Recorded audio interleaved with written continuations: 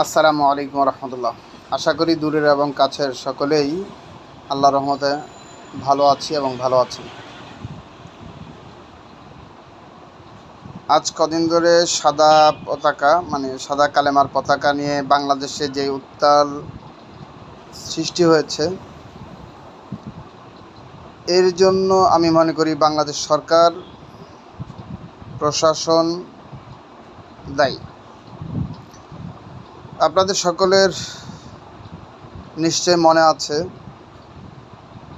আজকের যে হেফাজতে ইসলাম, এর সৃষ্টি কিন্তু শাহবাগ থেকে। যখন শাহবাগে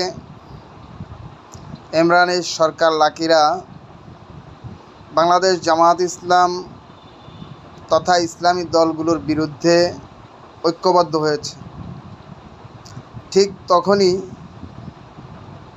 যারা আল্লাহ এবং আল্লাহর রাসূলকে বিশ্বাস করে, কোরআনের আইন বিশ্বাস করে, আলেম এবং সাধারণ মুসল্লি, সাধারণ জনগণ ঐক্যবদ্ধ হয়ে হেফাজতে ইসলাম, ইসলামকে হেফাজতের নামে এই দলটি উত্থান হয়েছে। ঠিক একইভাবে মূর্তি বানানোকে কেন্দ্র করে যখন বাংলাদেশের ভারতীয় দালাল হিন্দু এবং মুসলমানরা, সাথে বাংলাদেশের সরকারের বর্তমান কিছু সংসদ সদস্য যারা ভারতের রয়ের এজেন্ট, তারা যখন এই মূর্তি বানানোটাকে জায়েজ করার চেষ্টা করলো এবং বাংলাদেশ থেকে বাংলাদেশিদেরকে চলে যেতে বলল, তখনই কিন্তু এই সাদা কালেমার পতাকার উত্থান শুরু হয়েছে।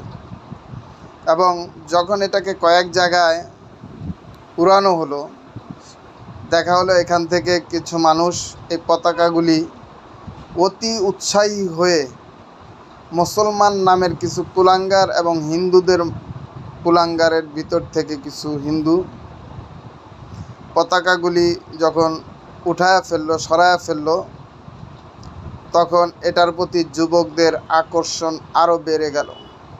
এই সামান্য কথাটুকু বুঝতে গিয়ে বর্তমান সরকার প্রশাসনকে টিম গঠন করা, কমিটি গঠন করা এবং এর পিছনে লক্ষ লক্ষ টাকা খরচ করার একটা সুযোগ করে দিল।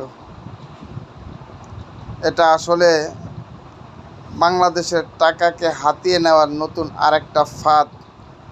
বাংলাদেশ মুসলমান রাষ্ট্র, সেখানে কালেমার পতাকা উড়বে না তো উড়বে কিসের পতাকা? হিন্দুদের পতাকা, গেরুয়াদের পতাকা, মুসলমানদের পতাকা উড়বে। সেখানে আবার খুঁজতে চায় যে এইটা কেন উঠতেছে। তাহলে আমরা কিসের মুসলমান? কালেমা কি দুইটা ভাগে বিভক্ত, যে একটা মুসলমানদের কালেমা আর একটা ইহুদি খ্রিস্টান বা অন্যদের কালেমা? যেহেতু কালেমা মুসলমানদের, তা মুসলমানদের কালেমা এই পতাকা উড়বে, এটাই স্বাভাবিক। এখানে যত বাধা আসবে তত এটার আরও বাড়বে, যুবকরা আরও এটার প্রতি আগ্রহ বাড়াবে।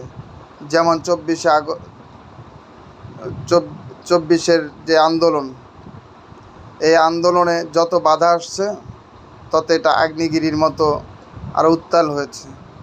এ কারণে আমি আমার ব্যক্তিগত মতামত, সরকার এবং আইনশৃঙ্খলা বাহিনীকে আহ্বান করব, আপনারা এটা নিয়ে যত ঘাটাঘাটি করবেন, যুবকরা তত এটার প্রতি আকর্ষিত হবে।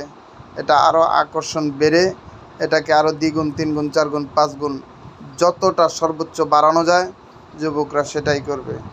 তাই এটা নিয়ে ঘাটাঘাটি না করাটাই আমার ব্যক্তিগত মতামত, যে ভালো হবে ইনশাআল্লাহ। আসসালামু আলাইকুম ওয়া রাহমাতুল্লাহ।